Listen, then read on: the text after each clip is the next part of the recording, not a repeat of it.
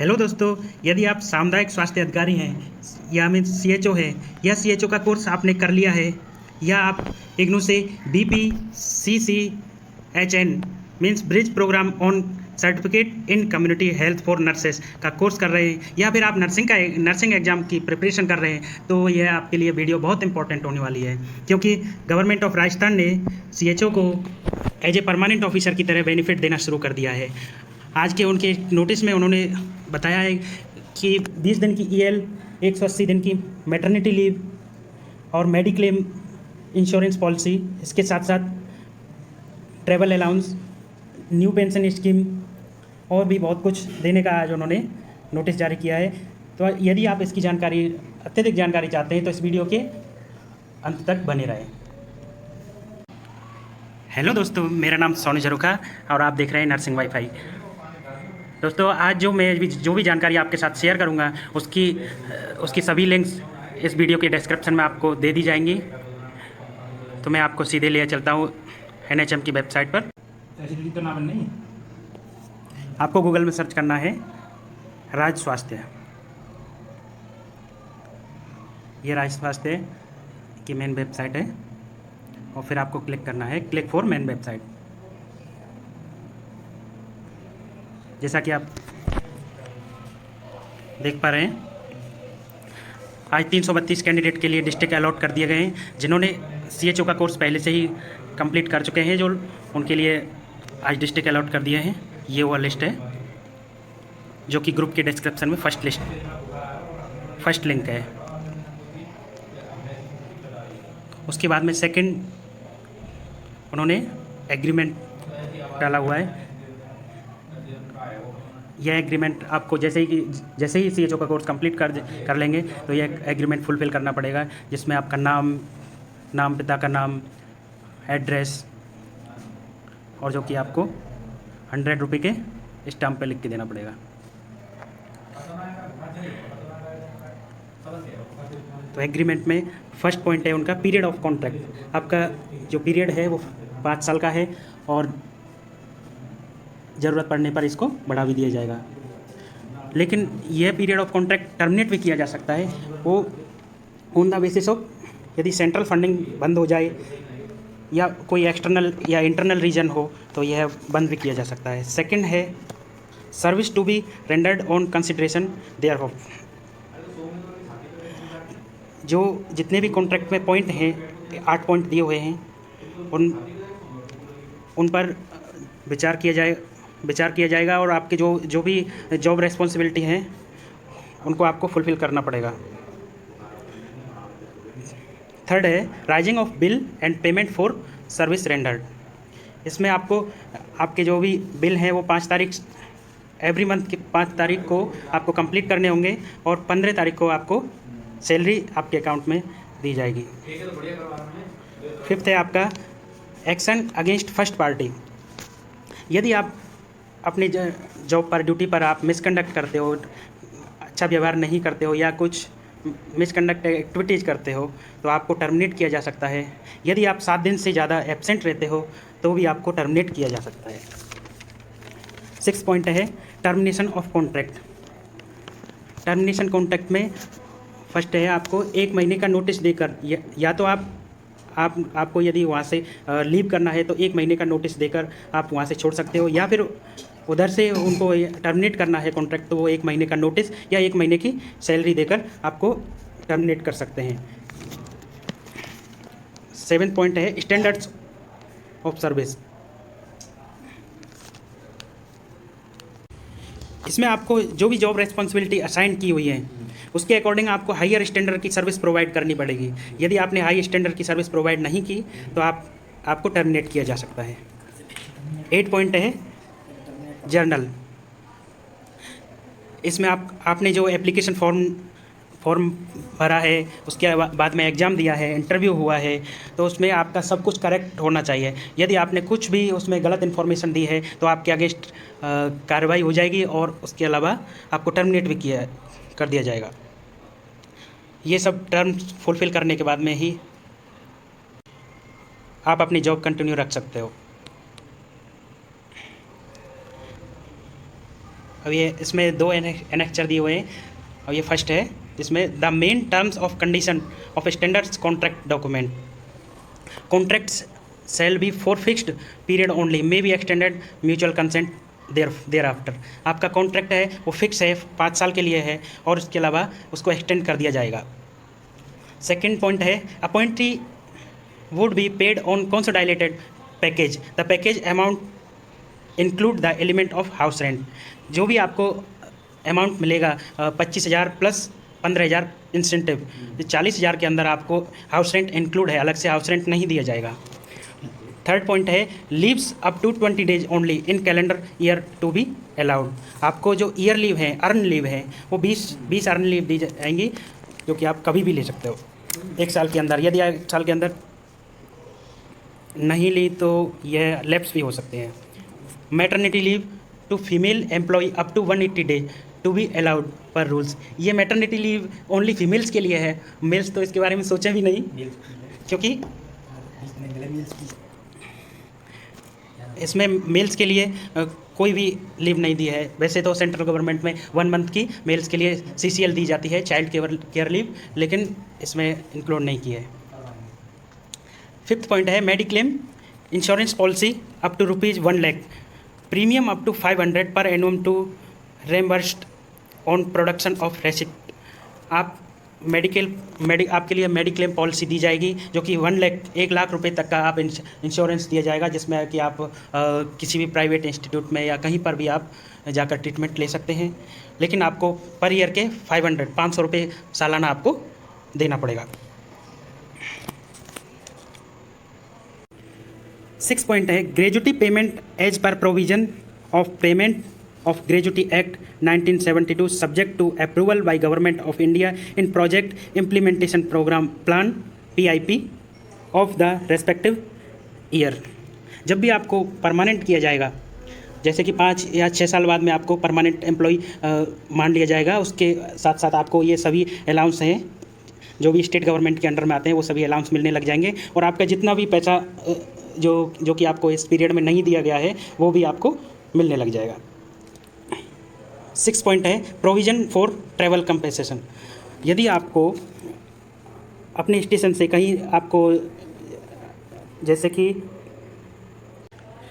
आपको किसी भी मीटिंग्स के लिए या किसी भी वर्क के लिए आपको सेंटर से भेजा जाता है, या आपको जैसे कि आंगनवाड़ी सेंटर है और जो RI है, MI है, इम्यूनाइजेशन का जो कैंप होते हैं, उनको आपको असिस्ट करने के लिए जाना होता है, तो आपको ट्रैवल अलाउंस दिया जाएगा। यदि आपका ट्रांसफ़र भी एक जगह से दूसरी जगह कर दिया जाता है तो भी आपको ट्रांसफ़र ट्रैवल अलाउंस दिया जाएगा।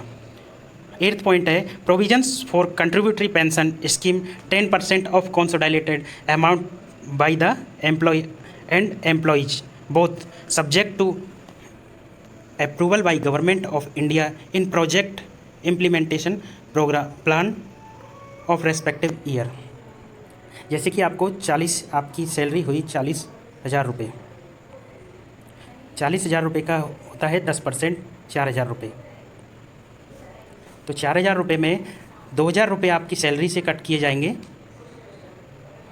प्लस 2,000 रुपये गवर्नमेंट ऐड करेगी, और आपका टोटल हो जाएगा 4,000 रुपये आपके NPS अकाउंट में ऐड कर दिए जाएंगे।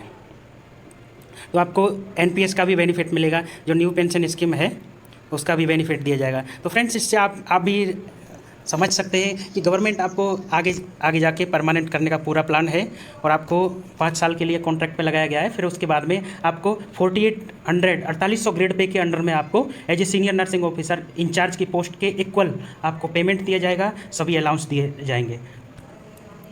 9th पॉइंट है, provisions for accidental insurance scheme subject to approval by government of India in project implementation plan PIP of the respective year. अब इसका हम डिस्कशन पहले ही कर चुके हैं कि आपको 1 लाख का मेडिक्लेम दिया जाएगा।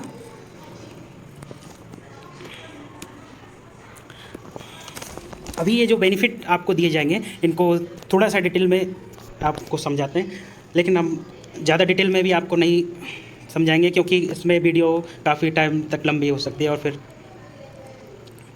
फर्स्ट है लीव्स, आपको 20 दिन की ईयर लीव दी जाएंगी।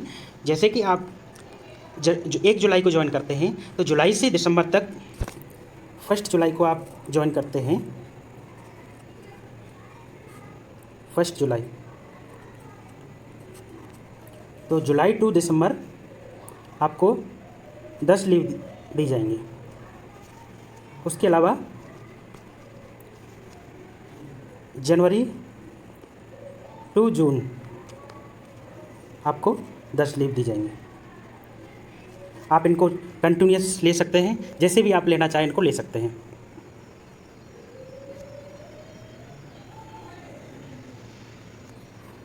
लेकिन कोई भी कैंडिडेट यदि जैसे इसमें लिखा हुआ है दिसंबर में ज्वाइन करता है तो 1 महीने की उसको लीव दी जाएगी, 1.5 लीव। मीन्स आपको 1.5 लीव आप क्रेडिट करेंगे पर मंथ। आप जितने भी दिन की आप ड्यूटी करेंगे, जितने भी मंथ की आप ड्यूटी करेंगे उसके अकॉर्डिंग 1.5 लीव आपको क्रेडिट कर दी जाएगी। सेकंड है मैटरनिटी लीव। मैटरनिटी लीव आपको 180 डे की दी जाएगी, जिसमें आपको लाइफ में 2 बार ही दी जाएगी। If there is no surviving child after availing it twice maternity leave may be granted on 1 और मोर ओकेजन। आपको 2 बार मैटरनिटी लीव का बेनिफिट ले सकते हो फुल पेमेंट के साथ। यदि आप उसके अलावा आप मैटरनिटी लीव लेना चाहते हैं तो फिर आपको अपना पेमेंट कट करवाना पड़ेगा। थर्ड है मेडिकल रिम्बर्समेंट, जिसमें कि आपको 1 लाख की इंश्योरेंस पॉलिसी दी गई है।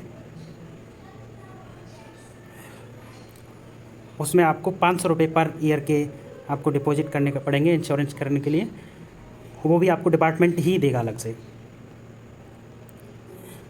4th पॉइंट है गजेटेड हॉलीडे, रेस्ट्रिक्टेड हॉलीडे, जिसमें हॉलीडे जो गजेटेड है वो आपको गवर्नमेंट ऑफ राजस्थान के अकॉर्डिंग आपको कंप्लीट बेनिफिट मिलेगा। लेकिन रेस्ट्रिक्टेड हॉलीडे का आपको कोई भी बेनिफिट नहीं मिलेगा। जैसे कि अभी गणेश चतुर्थी आने वाली है तो गणेश चतुर्थी रेस्ट्रिक्टेड हॉलीडे है, रेस्ट्रिक्टेड हॉलीडे में आपको ड्यूटी करनी पड़ेगी। फिर नेक्स्ट है परमिशन फॉर लीविंग हेडक्वार्टर। आप यदि अदर डिस्ट्रिक्ट से हैं या कहीं से भी बिलोंग करते हैं और आपको अपने किसी काम से आपको हेडक्वार्टर छोड़ के जाना है तो आपको उससे पहले परमिशन लेनी पड़ेगी अपनी हायर अथॉरिटी, जो कि आपकी हायर अथॉरिटी होती है BCMO, ब्लॉक लेवल CMHO से आपको परमिशन लेनी पड़ेगी, तभी आप हेडक्वार्टर को लीव कर सकते हो, या स्टेशन लीव कह सकते हो। स्टेशन लीव लेकर ही आपको जाना पड़ेगा, नहीं तो आपकी सैलरी कट हो जाएगी। और एब्सेंस, आपकी ड्यूटी कंटिन्यू नहीं मानी जाएगी, आपको एब्सेंस शो कर दिया जाएगा। नेक्स्ट है travel allowance. In case of tour as directed second party, first party shall be eligible for travelling allowance as per rules NHM। यदि आपका सीनियर ऑफिसर है या आप जिस ब्लॉक में काम कर रहे हैं, आपको किसी काम से, ऑफिशियल काम से आपको बाहर जाना है, या हेल्थ विजिट के लिए जाना है, होम विजिट के लिए जाना है, या आंगनवाड़ी वर्कर, आशा वर्कर या ANM की विजिट के लिए जाना है, फील्ड में जाना है, तो आपको ट्रैवल अलाउंस दिया जाएगा। ग्रेजुटी पेमेंट जब भी आपको परमानेंट 5 ईयर या 6 ईयर बाद में आपको परमानेंट किया जाएगा तो आपको ग्रेजुटी फुल पेमेंट दिया जाएगा। और इसके अलावा जितना आपका कटा हुआ जो बैलेंस अभी आपको जो नहीं मिल रहा है उसको भी 1 टाइम इंसेंटिव आपको दे दिया जाएगा। Annual appraisal annual appraisal report will be prepared on by second party on the basis of annual performance of first party। आपकी एनुअल परफॉर्मेंस, आपकी परफॉर्मेंस के आधार पर एनुअल अप्रेजल, हर साल आपको एनुअल अप्रेजल किया जाएगा और उसी के बेसिस पे आपका जो कॉन्ट्रैक्ट है वो एक्सटेंशन किया जाएगा। और 9th पॉइंट है first party not be entitle for government accommodation. आपको ना कोई भी घर नहीं दिया जाएगा रहने के लिए जो कि गवर्नमेंट एम्प्लॉय के लिए दिया जाता है, और ना ही आपका कोई RPMF, GPF, SI कुछ भी आपका सैलरी से कुछ भी डिडक्ट नहीं किया जाएगा। 11 पॉइंट है first party shall not be entitled for any regularization of service, any special preference in regular recruitment. आप इस कॉन्ट्रैक्ट के अकॉर्डिंग आप कोई भी रेगुलर सर्विस को रेगुलर करने के लिए आप कोई कुछ भी एंटाइटल नहीं होंगे, और ना ही आपको परमानेंट वैकेंसी की कोई भी परमानेंट वैकेंसी आती है तो उसमें कोई प्रेफरेंस नहीं दिया जाएगा। लेकिन ये श्योर है कि आप यदि इसमें 5 साल कंप्लीट कर लेते हैं तो आपको एज ए परमानेंट ऑफिसर मान लिया जाएगा और फुल बेनिफिट आपको मिलने लग जाएंगे। First party shall not be provided any loans and advance bye second party. आप इस सर्विस के बेसिस पर कोई भी लोन नहीं ले सकते। 13 पॉइंट है, no bonus shall be payable to first party. आपको दीपावली का कोई भी बोनस नहीं मिलेगा। 14 पॉइंट है, first party get himself coverage under any accidental insurance scheme for the purpose first party can join accidental insurance scheme SI department और opted for accident insurance coverage from any other insurance company for annual premium 500 rupees, जो कि आपके 500 रुपये की आपकी annual insurance scheme में आप ले सकते हो 500 रुपये देकर। No terminal leaves shall be admissible on the termination of contract. यदि आपका किन्हीं कारणवश आपकी परफॉर्मेंस अच्छी नहीं रहती या और कोई भी कारण होता है तो आपको टर्मिनेट किया जाता है तो आपको कोई भी लीव नहीं दी जाएगी। और लास्ट पॉइंट है, आपको TDS इनकम टैक्स देना पड़ेगा। जो भी आपके सैलरी पर जितना भी इनकम टैक्स बनता है वो आपको भरना पड़ेगा। 16 पॉइंट के अंदर आपको जर्नल कंडीशन इथिक्स ऑब्जर्वेंस, जिसमें कि आपको सेटिस्फैक्ट्री कंडीशन के अंदर आपको अपनी जॉब करनी पड़ेगी। आपको रूल्स जो भी आपको इंस्ट्रक्शन रूल्स रेगुलेशन है सभी फॉलो करने पड़ेंगे। आपकी जॉब में कभी भी नॉन ट्रांसफरेबल है, आपको कभी भी ट्रांसफ़र नहीं होगा। जिस जगह आपको पोस्टिंग दी जाएगी आप उसी जगह पर रहोगे। आप ट्रांसफ़र के लिए क्लेम नहीं कर सकते कि हमको ट्रांसफ़र ही चाहिए। C पॉइंट है, पार्ट टाइम और फुल टाइम आप कुछ भी बिजनेस नहीं कर सकते, ना ही आप किसी कोई भी प्राइवेट हॉस्पिटल है या कुछ बिजनेस करना चाहते हैं, टीचिंग करना चाहते हैं, कुछ भी नहीं कर सकते। यदि आपको करना है तो पहले आपको अपने सीनियर अथॉरिटी से आपको परमिशन लेनी पड़ेगी, उसके बाद में ही आप कर सकते हैं। चौथा पॉइंट है आपका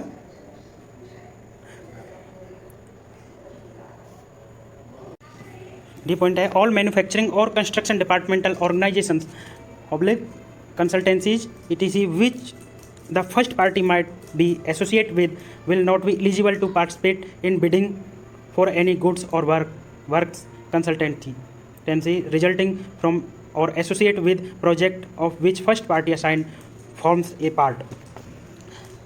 कोई भी मैन्युफैक्चरिंग या कोई भी जैसे कंस्ट्रक्शन है, डिपार्टमेंटल कंस्ट्रक्शन है आप, या कोई भी मेडिसिन किसी भी मेडिसिन कंपनी से कोई कॉन्ट्रैक्ट है, या कुछ भी डिपार्टमेंटल ऑर्गेनाइजेशन सेटअप किया जा रहा है उसमें हम पार्टिसिपेट हो सकते हैं, लेकिन उसके अलावा हम उसमें एलिजिबल नहीं है। किसी भी बोली लगाने के लिए या कोई भी कंपनी को फिक्स करने के लिए कि हम इसी कंपनी से हम मेडिसिन खरीदेंगे, या कोई भी ऑर्गेनाइजेशन सेटअप से हम एलिजिबल नहीं है इस चीज़ को हम डिसाइड करने के लिए। नेक्स्ट है, in case uniform library is compulsory the first party will comply the instruction which no extra payment will be made by second party. आपको कोई भी यूनिफॉर्म अलाउंस नहीं दिया जाएगा। सेकंड नोटिस है मेडिकल सर्टिफिकेट।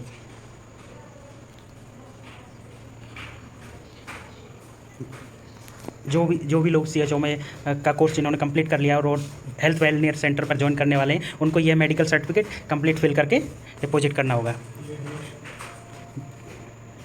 जिसमें भी कि ये किसी फिजिशियन से आपको टेस्ट करवाना है कि आपको कोई भी डिजीज नहीं है और आप मेडिकली फिट हो।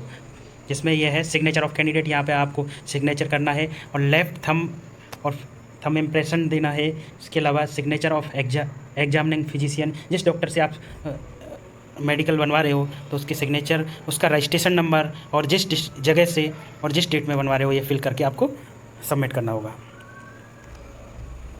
नेक्स्ट है आपका सर्टिफिकेट ऑफ कैरेक्टर।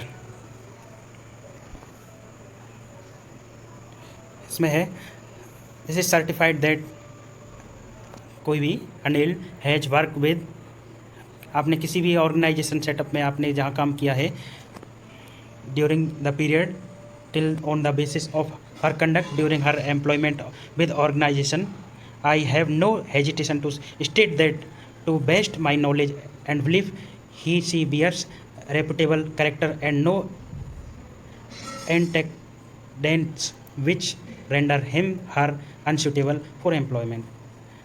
तो आपने जहाँ जिस भी सेटअप में आपने काम किया है लास्ट इंस्टीट्यूट में, आपको वहाँ से ये करेक्टर सर्टिफिकेट आपको फिल करके देना होगा।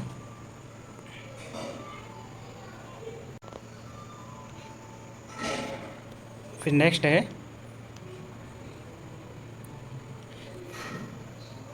CHRIS। ये है computerized human resources information system.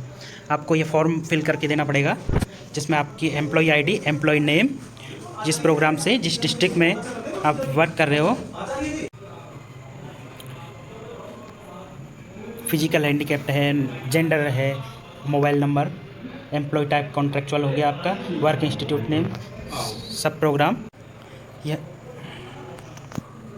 यहाँ पर आपको कलर्ड फोटोग्राफ्स देना होगा।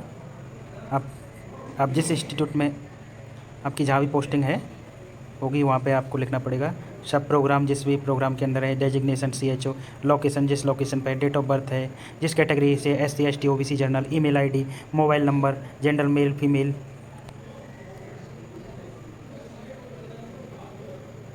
आपको फैमिली डिटेल्स देनी पड़ेगी, father name, mother name, brother sister, marital status, date of marriage यदि आपके हो चुकी है तो, यदि आपके बच्चे हों तो child male child, female child. उसके अलावा आपको एड्रेस के से आगे आपको अपनी education 10th 12th BSc nursing, MSc nursing, PG degree, diploma जो भी आपने कर रखा है वो डिटेल्स देनी पड़ेगी। उसके अलावा आपको अपना ब्लड ग्रुप है, आधार नंबर है, पैन कार्ड है, ड्राइविंग लाइसेंस है, बैंक का जिस बैंक में आपका अकाउंट है बैंक का name, branch name, account number है, IFSC कोड है, ये सारी डिटेल फिल करके आपको डेट ऑफ ज्वाइनिंग, जिस डेट में आपको ज्वाइन किया है, ये सारी डिटेल आपको फिल करके आपको देनी होगी। जिस डेट से जिस डेट तक आपका कॉन्ट्रैक्ट है पूरी डिटेल आपको फिल करनी होगी। नेक्स्ट है आपका TOR।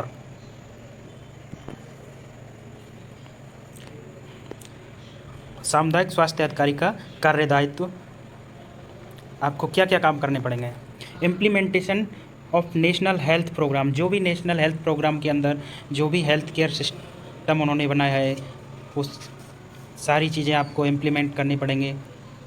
Delivery of primary level services, PHC पे जो भी सर्विस दी जाती हैं वो आपको प्रोवाइड करनी पड़ेंगी। Administration and management.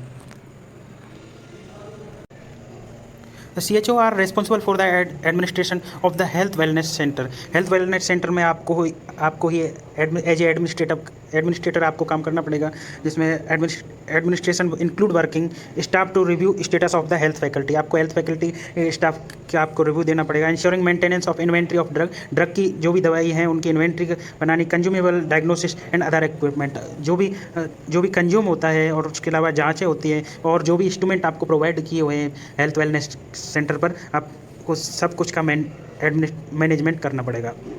They should maintain database of all family individual in the healthcare worker area। जो आपके हेल्थ वेलनेस सेंटर के एरिया में जो भी हेल्थ केयर वर्कर आते हैं उनकी फैमिली का आपको डाटाबेस मेंटेन करना पड़ेगा। Maintenance of population based on analytic of the proportion of people screen identify registered effectively manage. आपको वहाँ की पॉपुलेशन को भी स्क्रीन करना पड़ेगा, रजिस्टर्ड करना पड़ेगा। Ensuring maintenance of the record undertaking monthly review of the key indicators, provide feedback, team reporting to higher center। आपको अपने हेल्थ वेलनेस सेंटर का पूरा फीडबैक आपको प्रोवाइड करना पड़ेगा। थर्ड पॉइंट है health education and awareness about family planning material and child health non communicable disease. The CHO are entitled for delivering of existing function of sub-center immunization, care in pregnancy, child health, especially in reference and diarrhea and family planning services। आपको health wellness centre पर आपको immunisation, care of pregnancy, pregnant ladies की care करना, child health specially reference and diarrhoea, family planning services, इन सबको आपको deliver करवाना पड़ेगा। Education and counselling of community, breast feeding की एजुकेशन देनी पड़ेगी आपको कम्युनिटी में। Appropriate adequate complementary feeding of the 6 month of age while continuing breast feeding. Education, motivation, counselling of community, adopted appropriate family planning method. Family planning method को आप जो भी आपके हेल्थ वेलनेस सेंटर पर आपको आपके पास जो ट्रीटमेंट के लिए फैमिली प्लानिंग मेथड की आपको अप्रोप्रिएट एजुकेशन देनी पड़ेगी। उसके अलावा health awareness and behaviour change counselling, non communicable disease हैं उनके बारे में आपको डिटेल्स में देना पड़ेगा। Preventive and promotive curative care. क्योंकि टाइम बहुत ज़्यादा हो गया है, शॉर्ट में आप इस वीडियो को कंप्लीट करता हूँ। Identification of danger sign and referral after pre referral stabilisation. आपको आइडेंटिफाई करना है डेंजर साइन को, और आपको लग रहा है कि सीरियस कंडीशन है तो आपको नेक्स्ट हायर सेंटर को आपको रेफ़र करना पड़ेगा। Implement biomedical waste disposal guideline and infection control policy. जो भी बायोमेडिकल वेस्ट की गाइडलाइन है उसको प्रॉपर फॉलो करना पड़ेगा और बायोमेडिकल वेस्ट को डिस्पोज करना पड़ेगा। Community mobilization and collective action through patient supports. 8 point है जॉब टाइमिंग। आपकी टाइमिंग क्या रहेगी?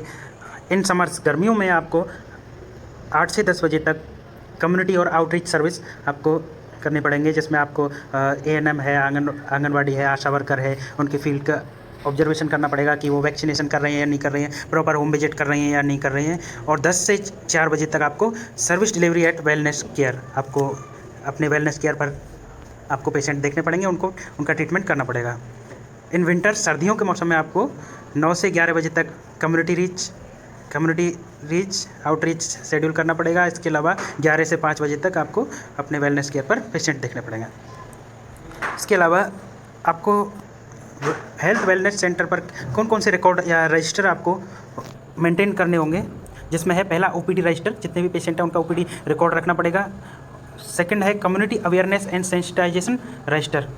आपने कितने कम्युनिटी में कैंप लगाए हैं, या कितना वैक्सीनेशन हुआ है, या कितनी होम विजिट किए हैं, या कम्युनिटी विजिट किए हैं, वो आपको इस कम्युनिटी अवेयरनेस रजिस्टर में मेंटेन करना पड़ेगा। तीसरा है रेफरल रिकॉर्ड। आपने कितने पेशेंट अपने हेल्थ वेलनेस सेंटर से आपने कितने पेशेंट रेफ़र किए हैं, जिसमें कम्युनिकेबल डिजीज़ और नॉन कम्युनिकेबल डिजीज़, उसका आपको डिटेल देना पड़ेगा। नेक्स्ट है आपका individual and family health record. ये आपका communicable disease, non communicable disease आ गया। नेक्स्ट है स्टॉक रजिस्टर। स्टॉक में आपका कितना स्टॉक मेंटेन करना पड़ेगा, कितनी मेडिसिन आई है, क्या क्या आपके पास है स्टॉक में, और कितना आपने डिस्ट्रीब्यूट कर दिया। नेक्स्ट है लैब रजिस्टर।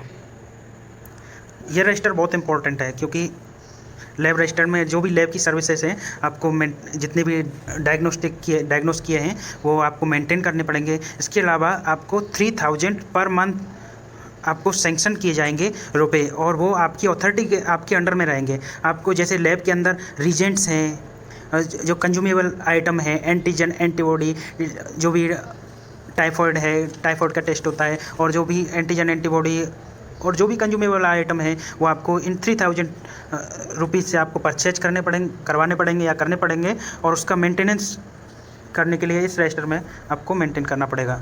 तो यह आपके बहुत इंपॉर्टेंट रहेगा। रजिस्टर रिगार्डिंग फाइनेंशियल मैनेजमेंट, और फाइनेंशियल मैनेजमेंट में आपकी सैलरी है, यूटिलाइजेशन एंड सेंक्शन अमाउंट, जो कि आपको 3000 रुपये सेंक्शन किए हैं, और भी जो भी पैसा आता है सेंक्शन किया जाता है, वो सभी रिकॉर्ड इसमें आपको रखना पड़ेगा। नेक्स्ट है हेल्थ वेलनेस सेंटरों पर कार्य करने वाले अधिकारियों का ड्रेस कोड। ड्रेस कोड में आपको वाइट एप्रन पहननी पड़ेगी, और उस एप्रन के जेब पर आपको हेल्थ वेलनेस सेंटर, जो भी सेंटर है, जैसे जयपुर है या कहीं का भी सेंटर है, जिस सेंटर पे आप काम कर रहे हो उस सेंटर का नाम, उसके नीचे आपका नेम और डेजिग्नेशन। एग्जाम्पल के तौर पर आपको ये एप्रन पर इस टाइप में लिखवाना है, राजस्थान गवर्नमेंट स्वास्थ्य कल्याण केंद्र, तोफखाना अजूरी, दीपक शर्मा, सामुदायिक स्वास्थ्य अधिकारी। यह आपके एप्रॉन पर लिखा हुआ होना चाहिए। आज की इन्फॉर्मेशन इतनी ही थी और अधिक जानकारी के लिए हमारे चैनल पर बने रहें। हमारे चैनल को सब्सक्राइब करें, लाइक करें और अपने दोस्तों को शेयर करें। Thank you.